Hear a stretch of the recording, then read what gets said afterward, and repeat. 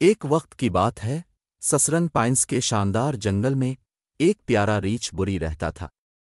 بری کوئی عام ریچھ نہیں تھا، اس کے پاس ایک فلفی دم تھی، اس کی ناک پر چھوٹے چشم تھیں اور ایک متجسس فطرت تھی جو اسے اکثر خوشگوار مہم پر لے جاتی تھی۔ ایک سنہری صبح بری نے جنگل کے ایک ایسے حصے کی کھوج کرنے کا فیصلہ کیا جو اس نے پہلے کبھی نہیں دیکھا تھا۔ جب وہ لمبے اوک اور ہنسی مذاق کے ندیوں کے درمیان گھومتا رہا، بری ایک چمکتی ہوئی رازدار غار پر چھا گیا۔ دروازہ جگمگاتی پتھروں سے سجایا گیا تھا جو سورج کی روشنی میں ناچتے نظر آتے تھے۔ نامعلوم کی کشش کا مقابلہ نہ کر سکتے ہوئے بری نے غار میں قدم رکھا۔ اندر اس نے جگمگاتی کرسٹلوں کا ایک رنگین دنیا دریافت کیا جو دیواروں پر رقص کرنے والی بارش کے رنگ بناتی ہے۔ بری کی آنکھیں حیرت سے کھلی رہیں جب اس نے سب سے چھوٹے جانداروں کرسٹل فائر فلائیز کو ہم آہنگی سے اڑتے ہوئے دیکھا۔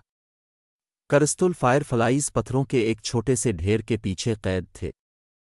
اپنے مضبوط پنجوں کا استعمال کرتے ہوئے بری نے احتیاط سے پتھروں کو ہٹا دیا، چمکتی ہوئی چھوٹی سی دوستوں کو آزاد کر دیا۔